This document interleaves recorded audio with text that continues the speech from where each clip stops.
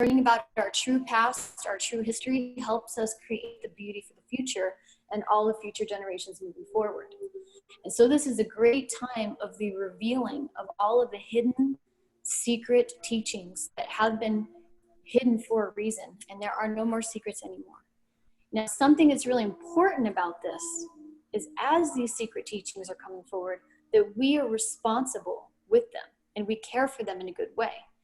In this time of the open source internet, where I spoke about this yesterday, where we're like, get this information, get that, and I'm gonna take this course that I paid $500 for in a weekend. Now I'm going to teach it and sell what I'm teaching. I'm going to take this course and I'm going to become like a multi-leveled master in a total of 6 weeks on 5 different things. That kind of approach is actually part of the problem, because we're not honing our particular craft and tapping into what each and every one of us was designed to do.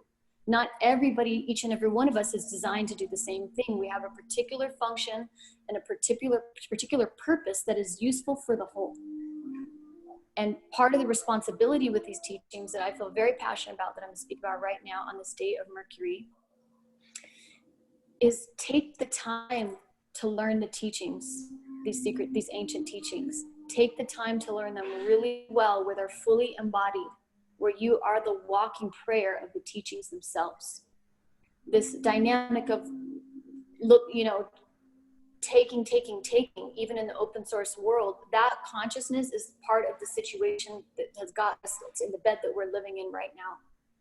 And I feel like part of why this is happening, the self-quarantine or quarantine that's been put upon us, is to remind us of the power of taking the time and honing our craft. And that is an offering in and of itself, taking the time to hone our craft. Because in that way, we can really embody and become the beauty that we want to see in the world. So we can actually make it with that level of attention, concentration, and meditation, and presence. So thank you for hearing me. I just need to say that. All right. So as I spoke of yesterday, the way that I share, I like to think of this as a ceremony. The way that I share any teachings that have been handed to me or things that I've learned through Nefertiti or the Oracle is that I work in the Tree of Life. And the Tree of Life is an ancient Kabbalistic technology. There's the Jewish mystical side of Kabbalah, and then there's the Hermetic side of Kabbalah. I'm a student of the Hermetic magical traditions.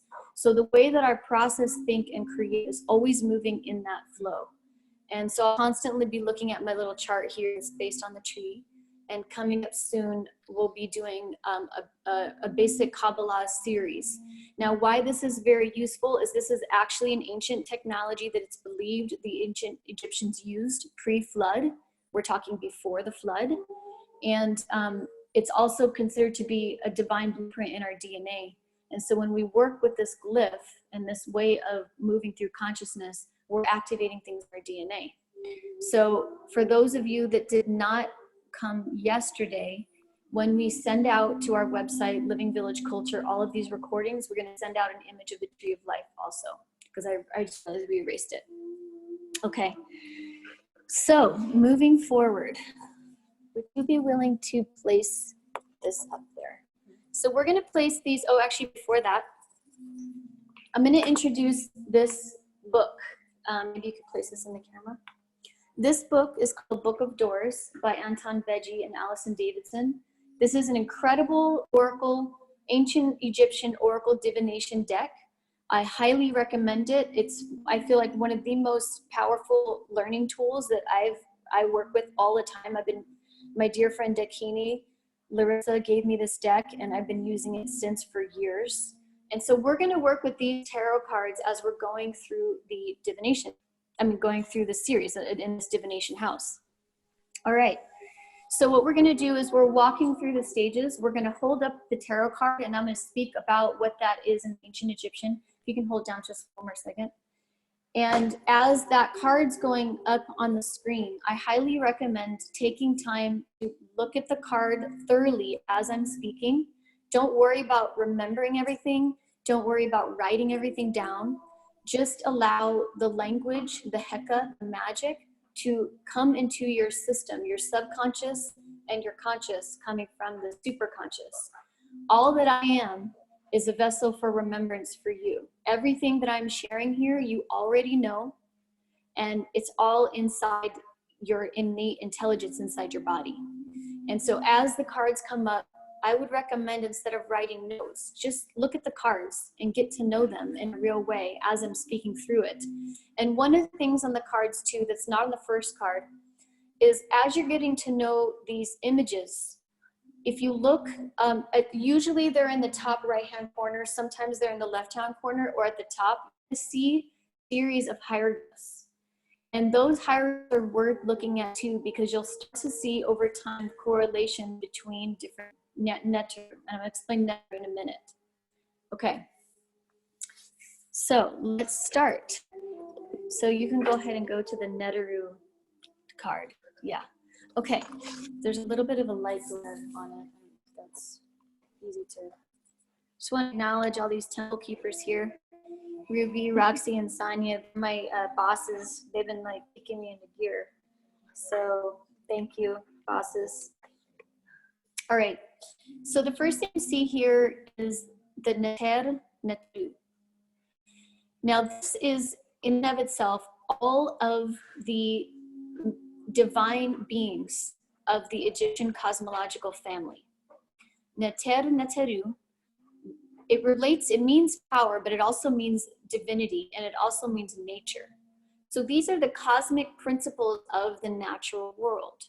So every time we see a different Neteru or a different god or goddess, maybe some of the more popular ones are Osiris or Isis, and those are the Greek version names, Hathor, Anubis.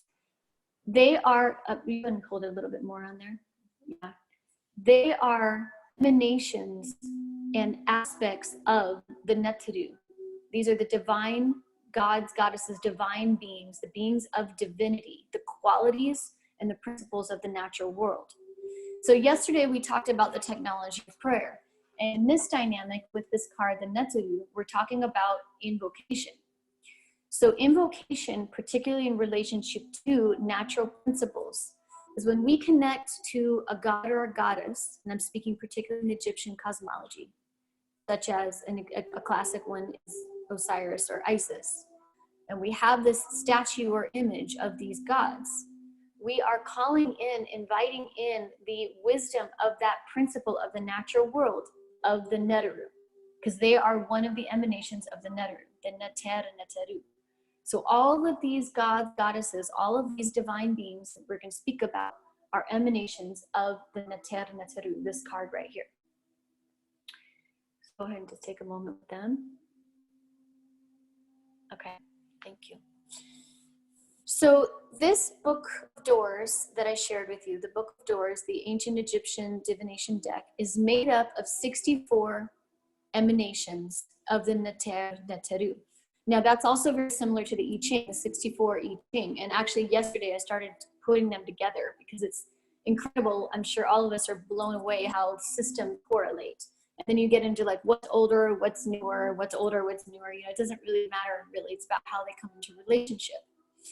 And so there are 64 principles of the Neteru, of nature, the qualities of divinity that make up this deck, the Book of Doors. We're going to go through a handful of them today. Now, something that's really interesting to note and think about in the 64 numbers is there are 8 families. Now, again, we're talking about the emanations of nature, of the natural world, coming from these primordial waters in the cosmos. How the world was manifested and emanated from these primordial waters. Nassim talks about, in terms of primordial waters, that the primordial waters are made up of all of this swirling hydrogen and oxygen. And the function of the Neteru is the will and the desire to express itself, having divine purpose. Souls coming in with a purpose and a reason and a design to enter in through this solar system to come to planet Earth for a very specific function and purpose. That concept where each and every one of us had a soul contract. We chose to be here at this time for a very specific reason. We were designed. An example of design could be our human design, our astrological design, however you like to look at your cosmological map. Our design came in for a specific function and purpose. And we came here to make of our life of an offering and to express ourselves. And in this expression, as souls, we then make the beauty we want to see in the world. And then we return back home again. That journey of the soul is exactly the journey of the Neteru, a purpose to manifest, come into manifestation to bring these teachings, these secret ancient teachings, and to create the combination of the divine human, a blend of the stars, our divinity nature. We're made up of the stars and the body of the earth to make us so that we can, as instruments, keep these secret teachings moving forward to make more beauty in the world for future generations to come. So that's a little bit about this story. Now, I could talk about that in and of itself for an hour, and we'll get to that at another point, but we're going to start to go through some of these beings. Now, earlier I spoke of a lot of the names that we're used to in Egyptian mysticism are primarily Greek. And I'm going to go through the different cards and talk in relation to them more from the Kemetic term, but I will also say the Greek term. So we're going to start with Nefertem. Okay. So Nefertem is not a very well-known deity, principle of the natural world. Nefertem, the reason why I'm starting with Nefertem is because one of the really important keys and qualities of ancient Egyptian technology is the reverence and the magic, learning and studying with reverence the majesty of the plant kingdom. And in that way, particularly in relationship to the power of essential oils. Some of the older stories with some of the tombs, the tomb raiders, the first thing they'd steal were the essential oils. And after that would be gold. And that was because the essential oils and some of what the ancient Egyptians believed gave us access to over 360 senses. Not 5, not 6, but 360 senses. And that's like super like what does that even mean? And once we start getting into Egyptian Kabbalah, we'll start talking about more what that means. But for now, we just talk about oil. So Nefertem is the god that is the blue lotus, because blue lotus is a very important essential oil in Egyptian cosmology, is the blue lotus that brings the blue lotus to the nose of Ra, and Ra is the sun god. And and all over the hieroglyphs, you will see blue lotus and papyrus everywhere. Blue lotus as an essential oil opens up doorways into consciousness, and it opens up passageways into our innate intelligence. Blue lotus is one of the most valued essential oils in all of Egypt, to the point where there are recipes on the walls with how to work with blue lotus and papyrus. And something that you'll see, I can't see the card right now, but he's holding, oh, there it is. Oh, right in front of me. Perfect. Thank you. He's holding the scepter. And the scepter is the long staff that looks like it has a little head. Maybe you could point at it. That is a symbol of power and strength. And the Nefertem is also holding the Ankh. And we're going to go over the Ankh a little bit later. Now, if you look, Nefertem is so much about inhalation. It's about working with the blue lotus magic that then taps into lunar, astral, and psychic abilities, and how blue lotus opened up the pineal gland, the pituitary, the hippocampus, all of these glands in the brain that then send messages to the rest of the body. I mean, and so blue lotus was a very, very powerful essential oil, and I will probably speak to that a lot. Now, if you look to the left of the card, it says A'akut, and it says the number 5, and to the right, it says Nefertem. A'akut indicates the family. It's hard to read, hey? It's hard to okay, I won't focus on the words because I think it's a little hard to focus in on. Well, Nef means wind, and Nef is connected to the family of the wind. So when we think about the technology of the wind in the world in terms of the weather pattern, how the wind communicates and how the wind works in relationship with other weather patterns. Because part of what happens with Egyptian cosmology is we start to learn the subtleties of how the natural world works in relation to weather, in relationship to universal timelines, in relationship to planets. And so when we're tapping into this cosmology, we're starting to learn how to open up these psychic realms, these lunar and these astral realms, through getting to know these deities. So Nefertem. So I'm just gonna acknowledge the Blue Lotus, and my dear friend Mark Abba has this amazing company called Nefertem. I only use his oils now, except for On Guard from doTERRA.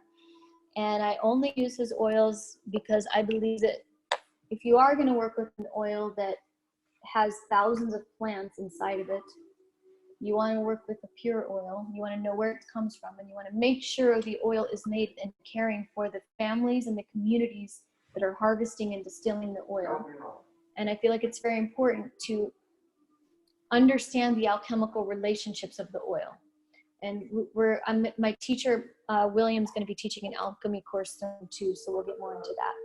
So if you're really interested in pure oil that has ritual technologies associated, I highly recommend Nefertem, which was the name there. And if you're interested, just let us know and we'll help you get that oil. All right, Nefertem. So now as we are, by acknowledging and invoking the power of Nefertem, opening up more access to the innate intelligences inside of our bodies, inside of our hearts, inside of our minds, inside of our spirits, we're going to continue forward. Now, don't worry about remembering everything, getting every note written down, partly because part of the learning that I've been trained in that I really like is when we go into these classrooms and these environments and we enter into this place called a memory palace, it's also called a divination house. And why we keep returning to them and learning in these environments, whether it's online or in person, is because we're opening up this memory palace, and exactly what we need to remember or receive and what information is important for us at this time, you will remember, we will remember, and that will circulate and reflect in the world around us. And so I know I'm speaking fast, maybe, I don't know if I am, I feel like I'm speaking fast, and I feel like I'm saying a lot, but again, it's everything you already know. And also too, for those that do want to watch us over and over again, we are going to send a recording through the livingvillageculture.com mailing list. You can join the mailing list there to receive it. Okay, moving forward. So today is the day of Mercury. I'll pass this to you. And Mercury is also known as Hermes, Hermes Trismegistus, thrice greatest born. Yeah, however you want to do it. This is a symbol of Mercury. Many of you may already know about this symbol. This is the caduceus. And you see a staff in the middle, and you see the wings, and you see the two serpents winding around the caduceus. I'm sure many of us recognize this symbol because it's a symbol for health and for the medical world. And it feels really important to be tapping into the symbol right now because of what we're all learning about and tapping into. And so I think it's really powerful that this day of Hermes, this day of Mercury, Hermes Trismegistus Tahuti, that this symbol is coming forward. So go ahead and just be with the symbol for a moment. You know, the central pillar that is at the center of the symbol, the caduceus, is your internal pillar, your inner core pillar, oftentimes called the Jed. Sometimes in Sanskrit traditions, Indian traditions, it's Sushumna. Now this Jed, the central pillar, the upright pillar, spelled D-J-E-D. This is where the term Jedi comes from Star Wars. And it's tapping into the Jedi mysteries, which is your central column, your central pillar, your core energy. And then the two serpents that are winding around the Jed, those in the Indian traditions would be, Hindu traditions would be the Ida and the Pingala. These also represent the serpent life force energy technologies, the life force energy that moves through the body. And when we learn how to balance these polarities, these two sides of ourselves, these two sides of, you know, our severe selves, our merciful selves, our, you know, negative in terms of charge, not bad, and our positive in terms of charge, not good. we learn about how to balance these two sides, we strengthen this inner pillar, this jed. And in that way, we take flight. We feel lifted. We become a vibrational frequency. We're not swung from side to side and taken by energy or emotions, energy and motion. We become this frequency and this vibration that ultimately is the core of what we need to do for our systems at this time, which is probably why this is happening, so that we take the time to take care of ourselves. So this symbol, the caduceus, is again the symbol for health and vitality, and for Hermes, Trismegistus, thrice creator's horn, for Mercury, and also a symbol associated with Tahuti. So there you have that. Thank you. Now we're going to go straight to Tahuti. All right. We're actually going to come to you. You're going to come to me? Yeah. Okay. I'm kind of just put the card back here. Yeah. Okay. All right. And then maybe the statue of Tahuti can go with it. Yeah, the ibis bird. Okay. All right, so I'm going to speak about Tahuti right now. Now, again, just remembering that these, as I speak in relation to these deities, these beings, these are the principles of the natural world. These are qualities. And so when we work to call upon these deities, these beings, we're calling upon these qualities of the natural world to support us in these times. So example, when this day of Mercury, when we put up the symbol of caduceus, we're calling upon that life force, inner strength and energy, and also doing the practices that are useful to maintain it, and the medicine, obviously. But they're reminders. These symbols are reminders. They go into our subconscious. This is part of the teachings of why Egyptian cosmology is really important. You know, the English language is void of a lot of symbols. You know, each letter is a symbol, and in another class we're going to go through what each letter in the English language represents. But in Egyptian cosmology and a lot of other technologies, you see symbols. And every symbol, every picture has story and has a whole world of memory in the memory palace of consciousness that opens up more passageways in the brain and in the consciousness. And so that's why we like to really bring symbols forward.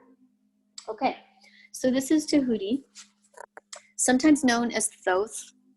Thoth is the most common term for Tahuti. He's an ibis-headed bird. Hopefully you can see his little ibis head there. Oftentimes, when I spoke of earlier, Heka, which is the Egyptian word for magic, which means words of power, this is oftentimes related to Tahuti, also known as Thoth, because he is the master of the divine words, the master of sacred writing. You know, it's said that Tahuti and Ma'at, who we'll get to later, have come from the primordial waters of Nu, and they are born of the primordial waters of Nu in the cosmos. And the technology of Tahuti, Thoth and Hermes Trismegistus, the ibis-headed bird, is to bring forward the divine languages, the divine words, the divine names, and the sacred writings. Because when we learn how to say the divine names, like the name Tahuti, we're learning about how word makes world. And that is a big part in Egyptian cosmology. What we say, and I spoke a lot about this yesterday, what we imagine becomes our thought, becomes our word, and becomes our deed. What we say manifests the world that we are making. And so Tahuti is very much about that teaching, the power of manifesting through word. This being, Tahuti, came from the primordial waters of Nu, which we're going to get to later, on a solar boat with Ma'at. And they came down together to help bring forward these ancient teachings. Ma'at particularly is in relationship to cosmic law and cosmic order, and we're going to speak about her again later. And Tahuti is the divine names, the sacred writings, the sacred teachings. They're buddies. They work together in terms of Neteru in cosmic order. Tahuti is also very much related to the mysteries and the connection of life and death, because death feeds life that feeds death again. It's one eternal cycle. One of the major programs that we are deprogramming with this scenario right now is our fear of death. Part of what, I did a divination reading about the coronavirus and what was one of the main, there was a lot of messages, but one of the messages of the coronavirus is forcing us to face our fears around death. Because this obsession with the progress at all costs, like continue moving forward, our ambitions, progress at the cost of all things living. No matter what, we're going to keep going. And our fear of death and our lack of understanding of how death feeds life, that feeds death, that feeds life again, that misunderstanding is part of what got us in the bed that we're living in right now. Tahuti is very much about learning about how connected the cycle of life and death is and the secret teachings around that. And he is in partnership with Ma'at and with Osiris. And so we're going to talk more about them a little bit later. Now, one of the main things that Tahuti really talks a lot about too is in relationship to, is words of power that are coming from the Ab. And the Ab is the Egyptian term for the heart. Learning that the power of the Heka, the magic, the words of power that we speak coming from the heart, and the power of that technology. And when we speak again about Ma'at, we're going to go through these 42 ideals so that there is a cosmic order technology to help make sure that we're moving with authenticity, we're genuine, and we are carrying integrity at the core with everything that we're doing. Tahuti is also, as I said earlier, related to Mercury, related to Thoth, his other name is Thoth, and also related to Hermes Trismegistus. Tahuti is the mediator, the mediator between the communication of the divine beings and the humans.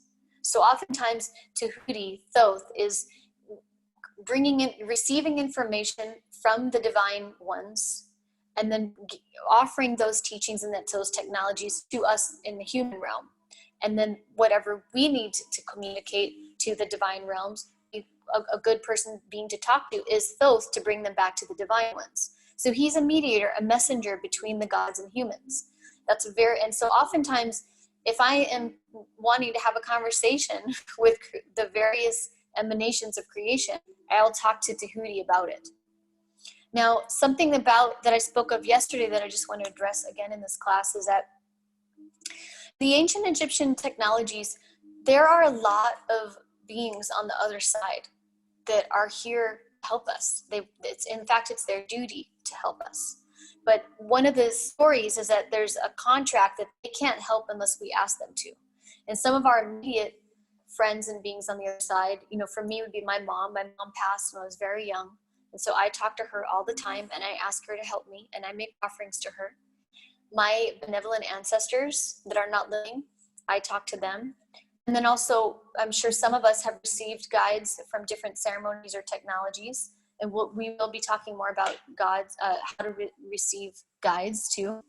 But you can talk to beings on the other side that you feel close to, and that clarify benevolent ones too. Make sure you're talking to benevolent beings. Always good to do that, to support you on your path and support you in your offerings. And and Tahuti, if you're still learning how to do that, Tahuti as a deity or as a deity in Neteru is a very good one to talk to. You can talk to Tahuti to support you in having a conversation with these divine ones. Okay, maybe I think we'll skip. And one other thing about Tahuti too. Another key thing, I spoke a lot about how Tahuti brings forward the information technology and the sacred sciences of life and death. Tahuti is also very much about the sacred science around the art of transformation. Right now, as these systems that we've been programmed and have been functioning inside it are breaking down, so as they're transforming, so we must also. And we're learning about the art of transformation, the art of letting go, and the art of really letting go and witnessing what emerges from that authentic letting go. Tahuti is a very useful deity for that, the technologies of transformation. One of the main texts that I'm sure everybody or most of you have heard before that comes from Tahuti is the Emerald Tablet. And it's a very classic text. I refer to it often. I referred to it yesterday. A section from it is as within, so without, that which is above is that which is below, and when the two become one, then we enter the kingdom. It's way more developed than that, and this particular version I feel like I want to share with you. It comes from alchemylab.com, so you can look up the Emerald Tablet, Tabulus Magardina Hermetis. Hope I pronounced that right. From alchemy-lab.com/what_is_the_tablet. I highly recommend looking at this version of the Emerald Tablet. You will see a lot of different versions, and you will also see a lot of different descriptions or commentary on the Emerald Tablet. This one was passed to me from my first teacher who I spoke about, William Kiesel, and so I highly recommend it. And Ruby's gonna type it in. Thank you, Ruby, you're the best. All right, so moving forward, let's go to, maybe we should, I'm sort of skipping around from my little chart here, but I think I need to. Let's go to Ma'at. Maybe we could put Ma'at right next to Tahuti, since I spoke about her already. And then I'll hand you this too, and the Shensu 42.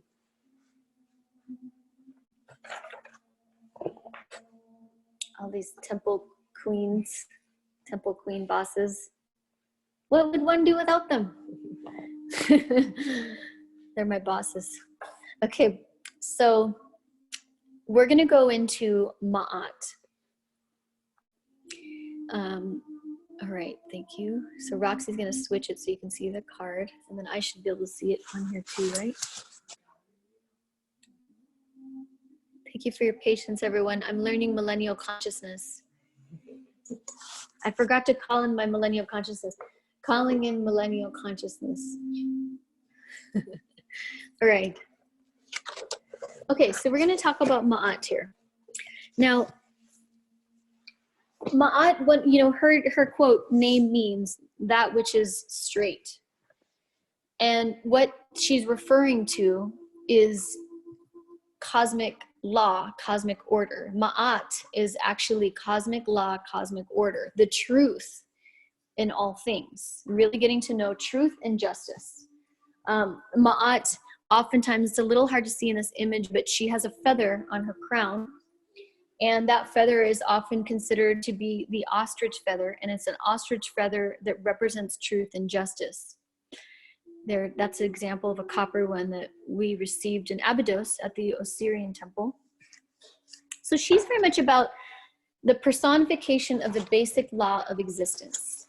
So learning about the cosmically, how the cosmos is created from the unmanifest to the manifest, and how souls were created, where souls come from, what the purpose of each and every soul is, what they were designed to do, how they were meant to serve and make of their life an offering on planet Earth at this time or at any point for a very particular reason. And then to make of their life an offering and return back to where they came from, the watery primordial waters of Nu. She's also very much carries the intelligence of Sekhmet. And we're going to talk about Sekhmet next. And this is where I spoke of earlier, where these deities are emanations from each other. There are 64 principles of the natural world, moving from the most subtle to the most gross. So oftentimes you'll see relationships of these deities. So here's an image of Sekhmet, and we're going to talk more about her in a little bit. But so the intelligence of Sekhmet resides in Ma'at. Ma'at being cosmic law, cosmic order. The personification of the basic law of existence. Oftentimes the ancient Egyptian culture and tradition believed that Egypt was the reflection of the heavens. And as the reflections of the heavens, the focus and the function for each and every ancient Egyptian was to embody the cosmic law and cosmic principles of the reflection of the heavens. So in that way, manifesting heaven on earth. And it's a concept that we say often, you know, like we're creating heaven on earth. The Egyptians had a very detailed and very specific way of creating heaven on earth because of their relationship with cosmic law and cosmic order. They also, I think it says on the shows on the card that she has a measuring tool or rod. It's a little bit hard to see. She also, there's a very physical, practical approach to this, and every Egyptian Neteru has a tool associated that's related to how do you embody or create cosmic law and order to make heaven on earth. And one of her tools, which I don't see on there, is a measuring rod and a rule, like a ruler. And oftentimes that is measuring, and the measurements and the details and the relationships of the rules of the cosmic world and how we bring them into form through the rod and through the ruler. Some of the ancient technologies are the building of these ancient temples. Some of the pharaohs would literally make the ruler of their arm to build the temple, and it would be the exact dimension of their arm, and then from the exact dimension of the pharaoh's arm, they would then use that measuring stick to build the temple. So that's an example of a very physical example of what it means to create heaven on earth. She also was acknowledged as the daughter and literally the eye of Ra. Ra is the sun god, the sun that we see every day, and also the sun that comes from the cosmic sun. She was the daughter of the sun, and in terms of the eye of Ra, she was that, you know, sometimes we see the all-seeing eye, but she was that inner eye, that third eye that really was that awakened eye and that willingness to see inside of ourselves, to really look inside of ourselves and see what level of integrity we're working and moving from. So her as the eye of Ra was that eye that we're looking at within, or that is always being seen. Because, you know, in this time of like social media and this sort of like dynamic of being seen in its shadow and positive qualities, we're always seen. We're actually seen by more of the unseen. We're seen more by the unseen than we're seen by the humans seeing us. And we're always being watched, actually, and by these beings on the other side in the unseen realms. And so Ma'at represents that all-seeing eye that is the eye of Ra, that supports us in looking within and actually seeing what we are doing and how we are doing it and what we are doing and how it's affecting the world that we're making. And one of the ways that she does this is through the 42 assessors, the Shamsu 42, which we went through yesterday. Maybe you could look at the card first, babe. The card, the Shamsu 42. The next card over. No, other way. Yeah. So this is the Shamsu 42, and there is a system of checks and balances, internal system of checks and balances, coming from Ma'at, from cosmic order, cosmic law. Sometimes these 42 qualities are called the Shamsu, or sometimes they're called the Ma'ati. And these 42 ideals, these 42 virtues, with the internal system of checks and balances that each and every ancient Egyptian followed. And they followed this system because part of what was embedded in their belief structure and their understanding of the relationship of life and death, and life that feeds life, that feeds death, that feeds life again, was that at their time of death, which was a great moment, they would go through the Duat, which is the underworld, the Neteru world. In the Duat, they'd go through these halls of Amenti, some believed to be 12 gates. And through these gates in the halls of Amenti, at each gate, they would have to face, sometimes referred to as two cobras, sometimes a goddess, sometimes a guardian. And they had to know the divine names of each of these serpents, so that the serpents would freeze and they could pass to the next gate. So it was like 12 gates of facing oneself and one's shadow, which in Egyptian technology is called the kaibet. The shadow at each of these gates to come to this moment where they would sit and with Ma'at and Tahuti and Oser. We're going to get to Oser in a second. So the classic, most popular Egyptian image that most people see consciously or unconsciously is the moment when the soul comes to the scales. And it's an image where you see the scales, which is in the card at the bottom. And there are a lot of deities involved, like Anubis, also known as Anpu. We're not going to talk about Anubis too much today, but Anubis is one of my faves. They're all my faves, but one of my faves. And the ancient Egyptians believed that when it was time for the soul to meet their passing, the dead, their time of death, which was an offering to feed life, they would go through the halls of Amenti in the Duat, the netherworld. They would come to this moment with Ma'at. And Ma'at would take her ostrich feather from her crown and she'd place it on one scale. And then the heart of the body, the heart from that soul, would then be placed on the other scale. And there's a whole ritual around the cleaning of the heart and the opening of the mouth ritual, which we will talk about in another class. So the heart was then weighed against the 42 virtues, the 42 ideals of Ma'at, which were and are the internal system of checks and balances that each and every ancient Egyptian followed and lived by. These were the 42 qualities that were based in truth and helped maintain justice in the world of the living and the dead. And so those 42 ideals, maybe you can scroll over to them. Here's a few of them. We spoke through them yesterday, and if we have some time, we'll speak through them again. And we'll post the image again on the livingvillageculture.com site when we send the newsletter. Some of the terms, some of the 42 ideals, because they're hard to read, are, I keep my own counsel. I keep the waters pure. I respect the goddess and the god. I do good. Those are some of them. There are 42 of them. And it's on there it's on my other computer, I think.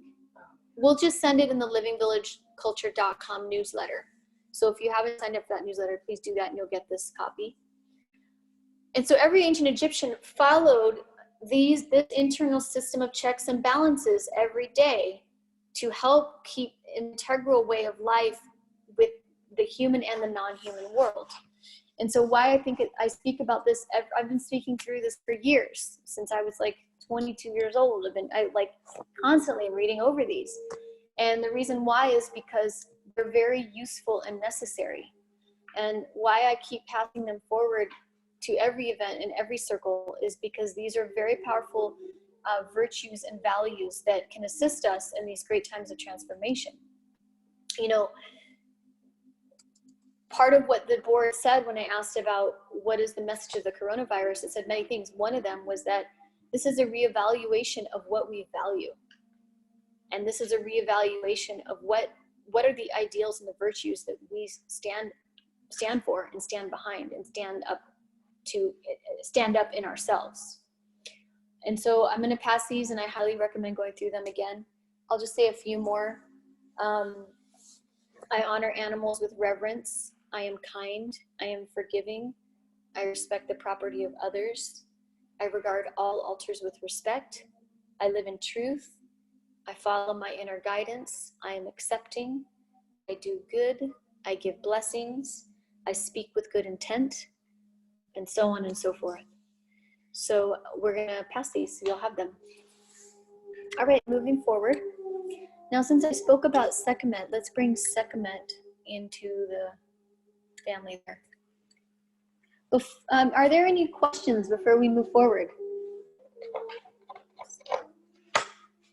Where's that? I think, darling. None?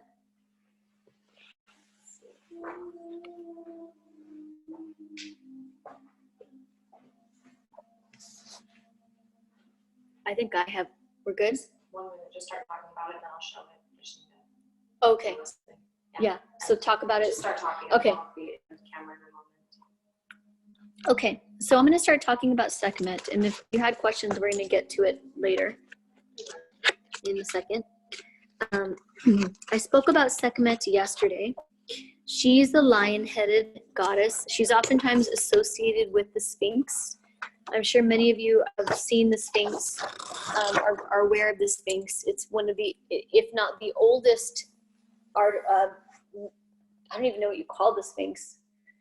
It's like the oldest megalithic being and or structure, really a being in Egypt.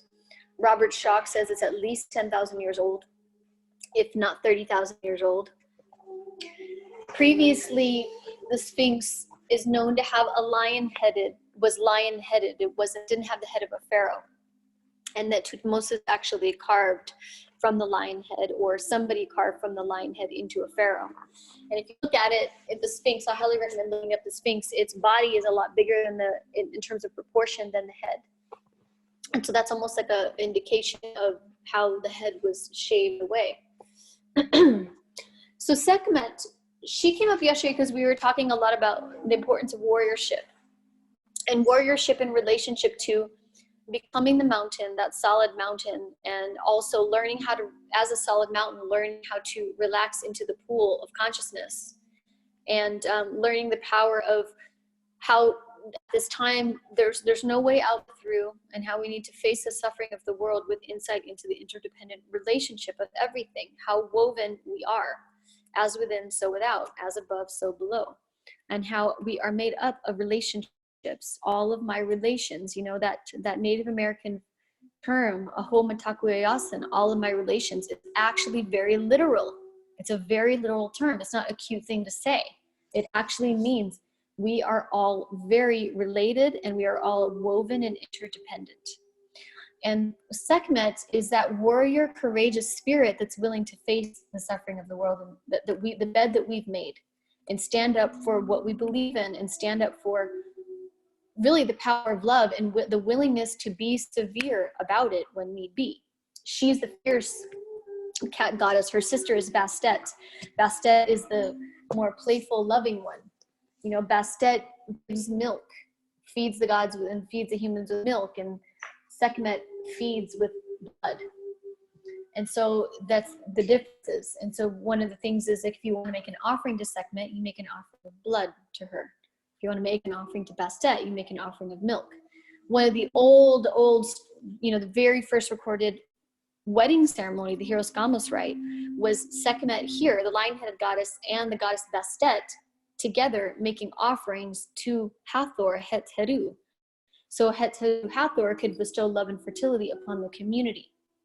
And so that was a rite where these sisters came together to make offerings of blood and milk, as well as other things, to bring fertility for everybody. The roots of wedding ceremonies and it came from ancient Egypt, to create blessings of fertility. So Sekhmet is very much a part of that. She's also this, she represents like scorching, destructive power of the sun. She's strong, she's mighty, she's fierce, she's not unafraid, she's courageous, and again, she's willing to stand for what she believes in. She's the fierce truth that needs to be told. And that feels like part of what we're learning about at this time. Learning about the power of the people. And as these teachings are coming forward, we're learning our innate magical power in our innate intelligence, and going deeper into the stories of our species, because the more we learn about where we come from, and then it helps us understand what to create, and helps us understand where we're returning to also.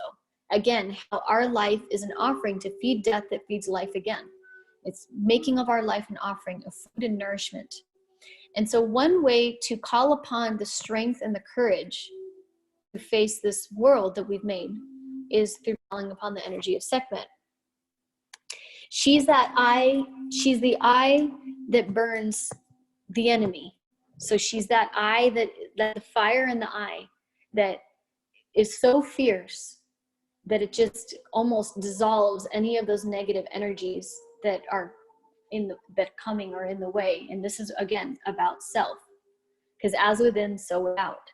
So she works in relationship with Ma'at. Remember, I was saying Ma'at is sometimes related to the eye of Horus, and it's that inner eye to work with the system of checks and balances in the body, to see oneself and to see where one is actually coming from in the subconscious, to go into the subconscious, allow things to rise.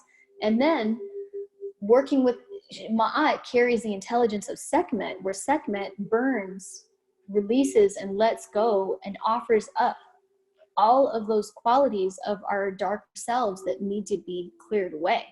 And she does it in a fierce way because she helps us see ourselves. That's the intelligence of Sekhmet, working with the medicine of the fire. So one thing that we talked about yesterday in our ritual is that we spoke about doubt, or like anxiety or fear. If things are coming up right now around qualities or energy and motion like that, you can call upon Sekhmet with the fire. And you can, there's a sacred medicine around your house or that you have in your home, and you say Sekhmet, lion goddess, hail Sekhmet. That's a very classic thing in ancient Egyptian, where you hail and acknowledge the power of these Neteru, these divine beings. Hail Sekhmet, hail Sekhmet, hail Sekhmet. With the cedar here, I release the fear of doubt, the doubt and the anxiety, and I give it all to this fire to let it go, free me of it, so that I can stand up stronger and stand up courageously to face this world that I'm living in. Like, that's a very useful way to work with Sekhmet. She protects the good. That's what she does. She's a fierce protector. She protects truth. She works in partnership with Ma'at. Remember, Sekhmet is the intelligence of Ma'at, and Ma'at is that eye of Ra that sees everything inside of us. There's nowhere to hide. It's all seen. There's no pretending. It doesn't work because everything's seen. And the intelligence of Sekhmet is that fiery work energy that helps us transform and transmute as needed and as necessary. She's also, in terms of weather patterns, the precipitation of the fire of the sun. So a really powerful way to work with Sekhmet is to look at the sun and praise the sun and call upon the power of Sekhmet to support you. And one of the things I'm going to be passing Friday, I think, we're still working on when in the livingvillageculture.com newsletter, you can sign up for the newsletter there. I'm passing a series of offerings that the divination board told me needed to be made. And for anyone that wants to make those offerings, that will all be there for you freely. And tomorrow when we go into divination class, I'll share with you how I got that and how the board showed me how to make those offerings. And so we're going to release that with these recordings in the newsletter, so each and every one of us can be part of making offerings. Okay. Sekhmet is also, you're good, thank you, John. Sekhmet is also related to the cosmic fiery snake. So the serpents have been demonized. I'm sure everyone in this group has had at some point, or majority of you have had at some point in your life, a fear of snakes. And maybe those of you that didn't, you're lucky. But most of us at some point in our life has felt uncomfortable about snakes because of the way we've been programmed to relate to them. And one thing I want to sort of speak about and deprogram around snakes is that one of the stories of the Neteru is that in the body of Nu, which is the Primordial Waters, is this androgynous snake, sometimes referred to as a dragon snake, sometimes referred to as the constellation of Draco. Something that's really powerful about the Egyptian cosmologies, all of these are related to stars. And in another class, we're going to map this out in relationship to the stars. So leading towards that, speaking about the body, the primordial waters of Nu. Inside these primordial waters is this androgynous snake, also related to life force energy, also related to the caduceus, the symbol we saw earlier with the two serpents weaving like this. This primordial snake is that life force energy that we come from and that we return to. And so we are all manifestations and embodiments of this serpent life force energy. And so in the program that's been instilled upon society to fear snakes, it's a program that's made it so we fear our own power. And so us building this relationship with serpent technologies and the fiery serpent wisdom is to also tap into our innate power, empowerment to make beauty, to do good, and to give blessings. Now, as this power, the serpent wisdom, is waking up inside each and every one of us, it is our utmost responsibility to in my opinion, to read through these 42 ideals over and over and over again. Speak them out loud, speak them to each other. Because as we start to learn about our innate serpent cosmic power, it's of utmost responsibility to wield it in a good way. It is the most important thing. Because as we're waking up our magical technologies, ourselves as magicians, the misuse of power is essentially what creates, some refer to as, quote, evil. And the obsession with getting more power is part of the reason why we're in the situation we're in. So again, as we're waking up this innate intelligence and we're gaining access to our innate power through learning these technologies, it is of utmost importance to maintain the internal system checks and balances. Check yourself every day, all day. Read the 42 ideals over and over and over again. Okay, I feel like maybe we should check for some questions because I feel like I've said a lot so far. Are there any questions? There was one question about the relationship between Heka and Hecate. Yeah, that's a great question. About it now. Yeah, well, one thing I will say, that's a great question.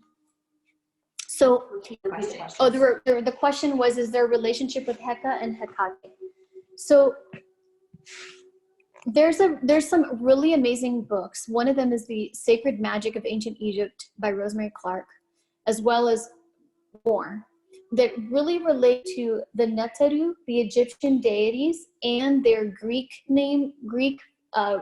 goddess-goddess partnerships, their Roman goddess-god partnerships, their pagan goddess-god partnerships, the Sanskrit goddess-god partnerships.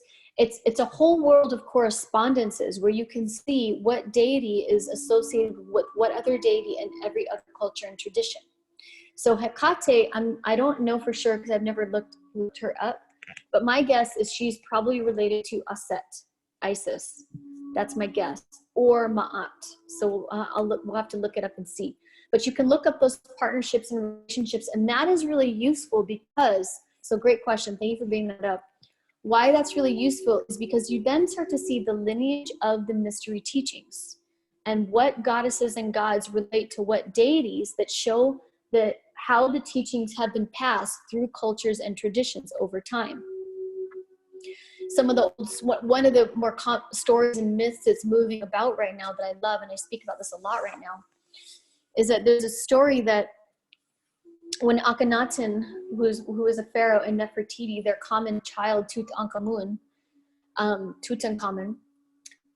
when they sort of this is during dynastic time periods, when they took down the high priesthood and said, you don't have to pay a tithe to all these priests to connect to the God source. They said, everyone has connection to the source. Everyone has connection to the rays of Aten, the healing hands of the sun, the healing rays of the sun. Everyone has a connection directly to the source.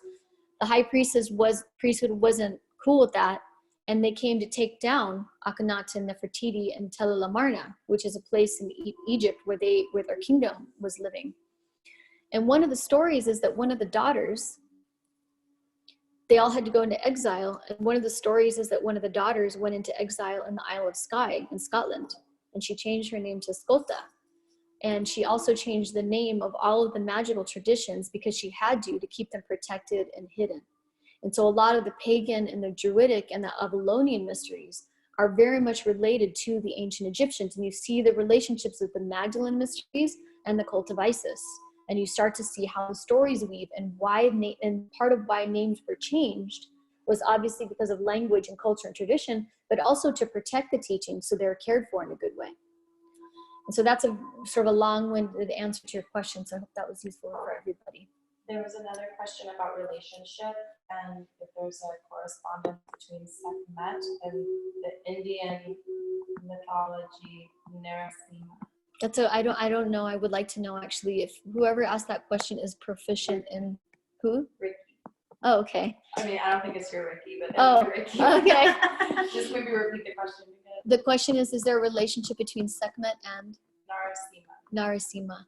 I don't know. I would love to know, Ricky, if you are proficient in these teachings. I really want to learn more about the Sanskrit and Vedic stories in relation to ancient Egypt. When we were in 2012, when we were in Egypt, my Vedic astrologer advisor, I have an advisor, Freedom. He came to Egypt, and he is a Vedic priest and astrologer. Highly recommend him, Freedom Cole. If you are looking for some Vedic information technology for your system design. He read a lot of texts on ancient Egypt, read them a couple of them quicker than me, actually. And the entire time he was blown away because he was in awe of how the stories and the deities were matched other stories and deities in Sanskrit and the Vedic technologies. He said that he thinks they're the same thing. So I want to say that to you, Ricky. He said that he thinks they were the same thing, and he's not sure what came from where, because we're talking post-flood or pre-flood, which is a whole story in and of itself. But he's pretty sure that they're the same stories and just have different names and different examples. Okay. If anybody, you can tell them if they can unmute if they have a question too. Okay, and if you have a question, you can unmute. Okay, so where are we with time? 15 minutes? Okay, so we're going to go through some more here. We're going to start to go to Auxerre. Now, classic. Oh, I'm sorry. Sorry, one second. Don't unmute yourself. We won't hear you. Sorry, don't unmute yourself. Do I need to have, is that for something for me? No, your audio is coming from Simon's phone now. Okay. Yeah. Everyone sound good? Can hear stuff? Yeah, okay. So just classic and Egyptian cosmology, it's practically impossible to even scratch the tip of the iceberg and the surface in an hour and a half, which is why I do this weekly, but I'm doing my best. So we're gonna now move to a couple more deities, and then we'll just, I don't know if we're gonna get through all of the ones on the altar today, but we'll do more next week. So now we're gonna talk about Auxerre, often commonly known as Osiris. Maybe we can bring Auxerre. Do you need this here? No. Okay. So we're going to bring Auxerre to that's Ptah. I think Auxerre is over there. And then let's bring Auxerre and Auset together. All right. So we're going to bring these to the altar. And we haven't had a chance to talk a lot about symbols, but we're going to get into more symbols soon. Okay, so Sonia's going to hold them up. Thank you. Our camera we have a lot of kinds of needs right now. So, and real quick, before we start, by the power of Auxerre and Auset, may all things be smooth for Lucas Costa getting on that flight and flying home. May everything be graceful and smooth for his journey home. I just ask everybody out there to contribute to that prayer right now. Okay. So, they can see it all? Maybe just bring them together a little closer. There we go. All right. So probably some of the most popular deities in ancient Egypt are Auxerre and Auset, Osiris and Isis. And here's both of them. And so Pamela, I saw your question. The Vedic guy is Freedom Cole, Vedic Vyasa, Vedic Vyasa, Vedic Vyasa, Freedom Cole. Amazing Vedic astrologer. Okay, so there are a couple, and next week I'm going to spend majority of the time going into this story, because this story with Osiris, Auxerre, Auset, Isis, Horus, Heru is the primary story of the Assyrian mysteries, the Assyrian rites, and the fellowships, and the Isis stories and rites and mystery schools. So a lot of the mystery school traditions are very much in relationship to these two deities. So for now, though, let's just have Auxerre up there. Auxerre. Yeah, Osiris. Okay. So his name means he who was seen. And as you can see, he's seated on a throne. That is the throne of Isis. And that throne is also her birthing throne, where she birthed. And so oftentimes you'll see Isis, her crown will have that throne on the top of her crown. And so he's seated on the throne. And he is really much about the only thing that's certain is death. In this time of change and great uncertainty, the only thing that is actually certain that each and every one of us is going to die. And the inquiry that Auxerre brings up, because earlier when I spoke about the weighing of the heart with the feather, If the heart is lighter than the feather, weighed against those 42 virtues of Ma'at, the 42 Ma'ati, the assessors, then the soul passes and goes with Osiris, Osir, into the afterlife. If not, then the soul gets either sent into this realm, this Bardo realm, or gets eaten by Amet and has to have an experience another life. That's a whole other story. We won't get into that. So the only thing that's certain is that we're going to die. And so part of the technology and the wisdom of Osir is the power of death, life, and resurrection, regeneration, generation, also germination. Osir is very much connected to soil, the black fertile soil, the alchemical, the chem, the chemetic, the alchemical relationships of life that feeds death, that feeds life again, death, resurrection, regeneration. Oftentimes, Osir is very much connected to, I wish I had that symbol. Oh, no, I can't move. Right. Sorry, can't move, forgot. Can you hand me that? Yeah, the wheat. I'm still learning that I can't move. Usually in class, I'm moving around everywhere, so it's a learning experience. Thank you. Okay, this is a symbol associated. This comes from the Abydos temple in Egypt. And Osiris, Osir, is very much connected to food and fertility and wheat right here. This is woven from that temple. And part of it is because, remember I keep saying, what does it mean, life that feeds death, that feeds life again?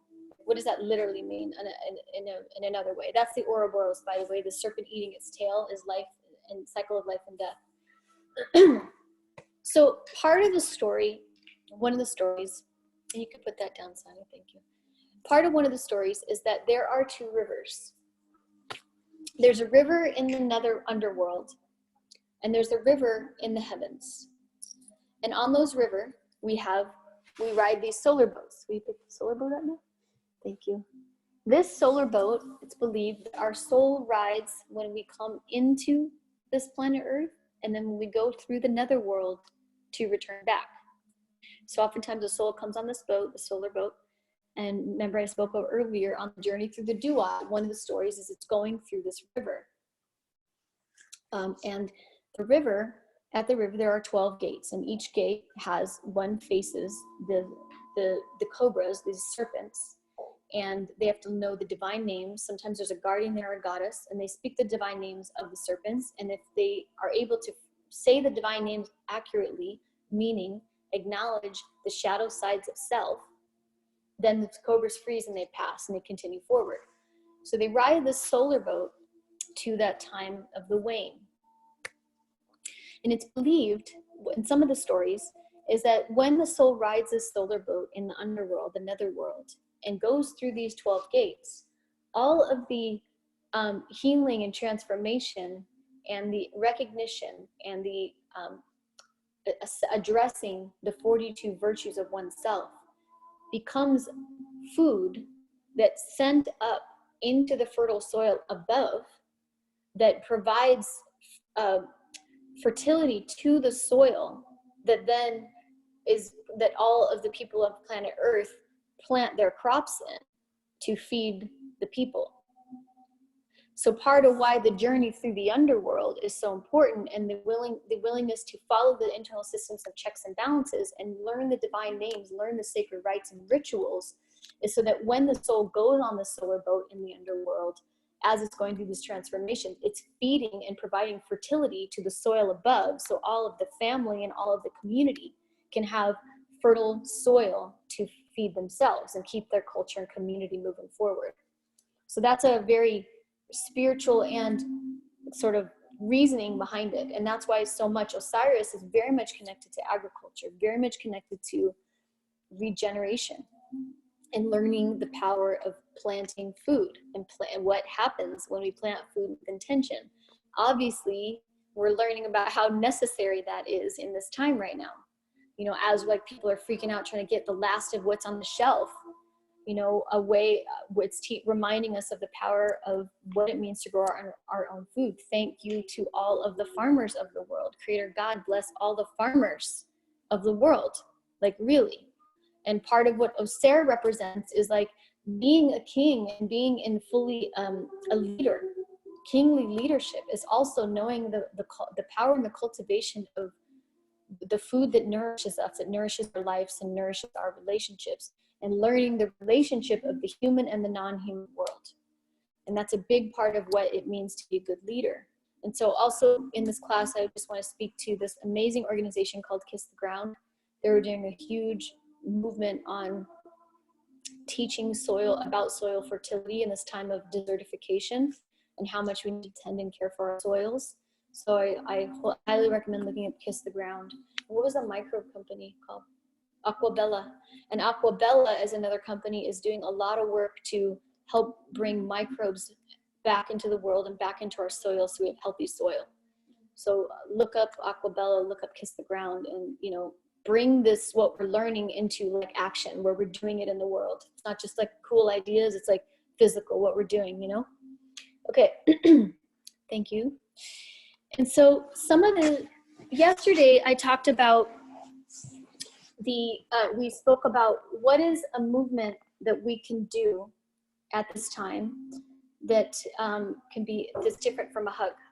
And the movement we came to was this. And it's like crossing our hands like this and making a bow. As we're learning that we can't like hug right now or touch so much, we can also do this where we humbly, in reverence, respect all of our relations. This is a symbol that comes from Osiris, Osea. This is comes from the Syrian rites and mysteries. And a lot of the classic imagery of Osiris, he's carrying two symbols, two tools, the crook and the flail. And they're very much connected to like agricultural tools. They're very much connected to agricultural tools. And it's really about leadership and empowerment and learning the power of death that feeds life, that feeds death again. Compost is a very literal example of that, and learning how compost works. And Osiris, that symbol of power and leadership and what it means to be a good leader, real leadership is Eve, my dear sister Eve Bradford, came up with this quote: worthiness to lead is centered in willingness to serve. Willingness to serve, that's leadership. And so part of why these technologies are coming forward is because each and every one of us are leaders. Everybody here is a leader. Everyone on this call in this class is a leader. And so it's really calling upon our natural innate leadership skills and what we were here and designed to do.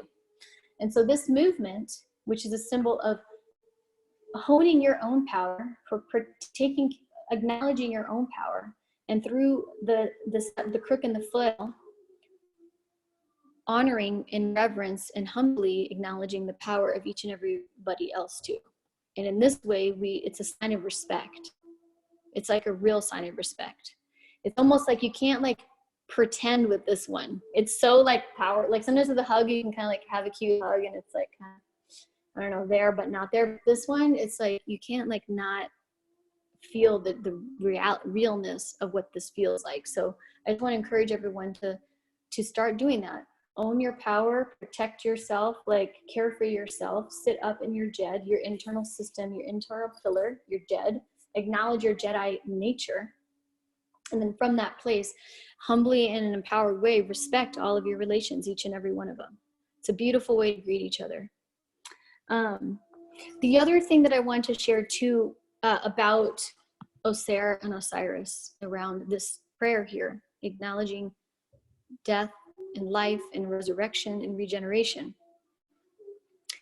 Part of the medicine with Osiris, Oser, which is important right now, is the art of letting go of attachments. Let go and let God. Like that is a big part of his message in medicine. And obviously that's what's happening right now. And it's connected to our ritual class that we went through yesterday when we were talking about the Piscean wisdom around the pool of consciousness. And so let go and let God and relax into the pool of consciousness, because this is ultimately consciousness.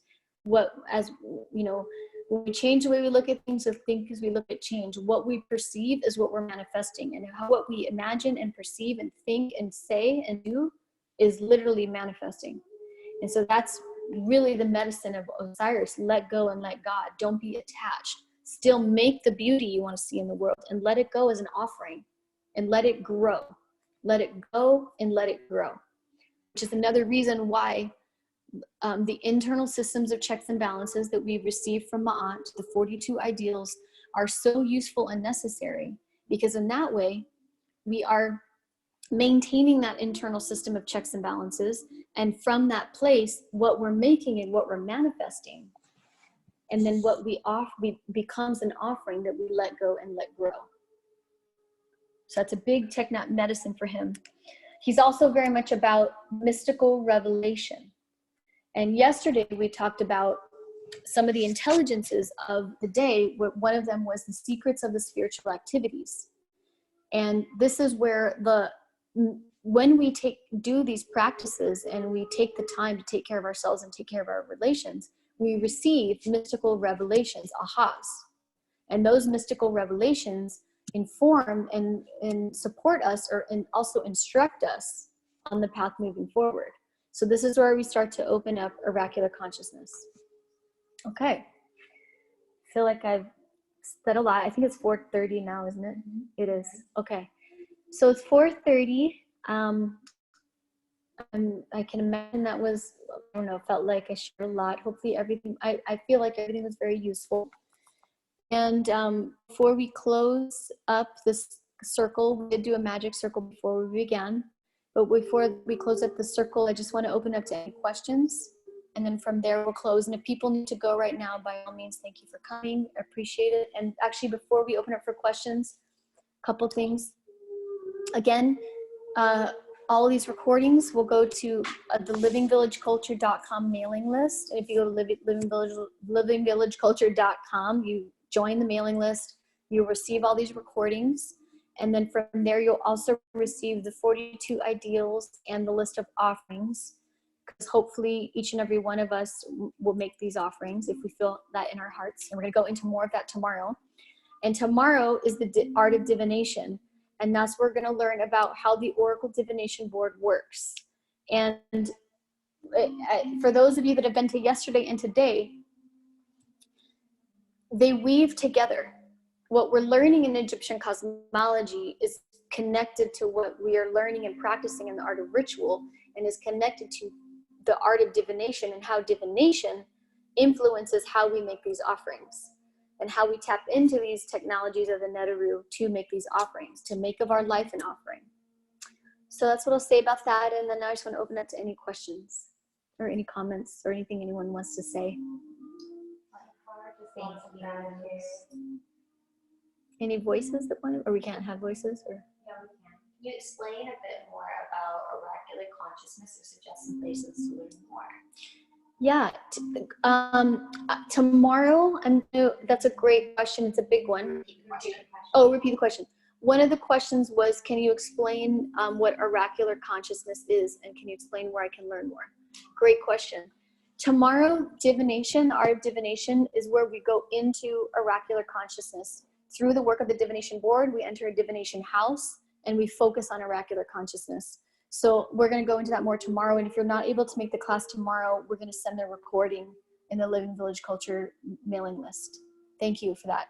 That's ultimately the point of this. All of this is oracular consciousness. So thank you. There's another question. To be clear, it is believed that a soul does not fully embrace the 42 virtues fully, or your soul will be too heavy to escape the cycles of incarnation. That depends on what school of thought you're coming from. Oh, sorry. How do I repeat that? Can you read it out loud again? Here, so we can get it here. Oh, yeah. Oh, I forgot I can read this here. Thank you. Yeah, there we go. It says, to be clear, it is believed if a soul does not fully embrace the 42 virtues fully, your soul will be too heavy to escape the cycle of reincarnation. Question. There are different schools of thought, and it depends. Again, in ancient Egypt, there were many different schools all over Egypt that approach this in different ways. And there are different lineages of the ancient Egypt traditions and mysticism. So your question, which is it believed that a soul, if it does not embrace the 42 virtues fully, they will be too heavy to escape the cycle of reincarnation? So one thought is that if they don't embody these 42 ideals fully, and their heart then becomes lighter than a feather, one is that they'll be eaten by the three-headed animal being, Amet. And one theory and story is that they'll then be sent into this Bardo realm, some refer to as the Karmaloka, where there's various cosmic realms that they're just spinning in this world. And some of the work of ritual mastery is to go in and free those souls over time. Another of the schools of thought is that, yes, the heart will be too heavy and that they will end up having to do another life here again. In some of the ancient Egyptian cosmology, this world, planet Earth, is referred to as the underworld. Not bad. The underworld isn't bad. So I want to dispel the negative thought forms around underworld. But some believe that this world, the underworld, is where soul will have to return to.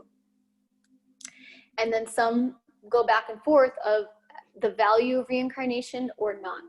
And this is where you get into lots of different schools of thought. So that question depends on what school you choose to focus in on. Thank you. Great question. Missy has a question too. Mm-hmm. Missy, go ahead and unmute yourself.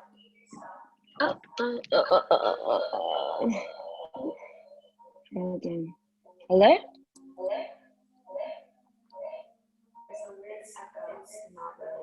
That is Okay, I can read it here. I can read here. It says, hey babe, working with deities, how do we choose the deities or how do they choose us? That's a very good question. So oftentimes when we are feeling the call to, sometimes we can feel it, or sometimes we're more aware of it than others, but oftentimes if a deity is choosing you, they will show up everywhere. You'll hear their name, you'll start to see it, somebody will say their name, the image or an image will keep showing up, or a statue will call you, or you'll hear whispers. If a deity is choosing you, they're probably communicating to you in a variety of ways. It's like everywhere you turn, you see them. If you want to choose a deity to work with, that same thing often applies. And it's also too, if there's a particular quality, and if you like the Egyptian cosmological realm and you want to work with these Egyptian deities, a specific dynamic or inquiry that you have, and you want to know what deity would be ideal to work with, you can use the internet. I would instead highly recommend, you could do that, and also I would highly recommend the Book of Doors. The Book of Doors, which I showed the photo of in the beginning, is a very incredible divination deck of the 64 Neteru of ancient Egypt and all of their qualities and principles. And that one's very helpful if you want to work with us, if you have a specific ritual or ceremony or energy you want to work with, then you want to see what deity to work with. For me, one of them is Renenet, and I discovered her through this book, and she's very much about the Book of Rites. And when we're building a book of rites, if we want to bring fortune to our family and our friends, fortune not in the sense of just with money, but fortune in general, Renenet's a very powerful deity to work with. So I'm using that as an example because, yeah, we can show it. I'm using that as an example because they're very specific in ancient Egypt. There's 64 deities. So this is the Book of Doors divination deck. I highly recommend this deck, and again, you'll have 64 deities you can connect with. It's also, it goes through the 8 families. It's very useful. Some believe that the tarot, modern day tarot archetypes come from this. Okay, cool. Yeah. Thank you. Am I still having my event May 6th? Oh, will you be launching an online learning portal, if not book? Yes. I am, thank you. My bosses, Sonia and Roxy, and Maz and Laura are helping and supporting, we're going to launch an online course. Now, we have the Oracle Arts Apprenticeship That's a year-long course. It's a combination of in-person immersions and online. And then the online, that's a deeper dive where we actually get into the technology of, theosophy and principles and practices, and we get into ritual and we learn oracular technologies that way.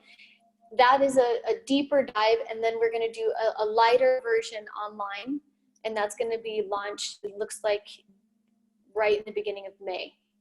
And we're working on that. Our goal is to get it launched in May. Yes, it's coming. Thank you for asking.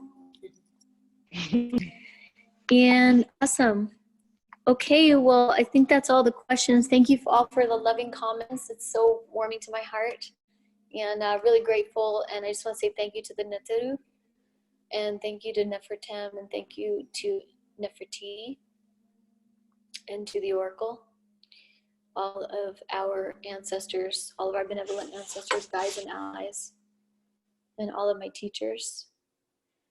And also to these ancestral homelands of the Nisenan people, and all of the ancestral homelands that each and every one of us comes from or is currently habiting. And thank you for this time together, and may all that was shared and offered here be useful and of great benefit to each and every one of us, and support us in our lives and all of our relations and everything that we are doing to take care of ourselves and take care of this beautiful world that we are reimagining and manifesting. Neteru, Onk, Onk, Neteru, Onk, Neteru, Onk, Neteru. Blessings. All right. Thank you. Give my love to the kitties.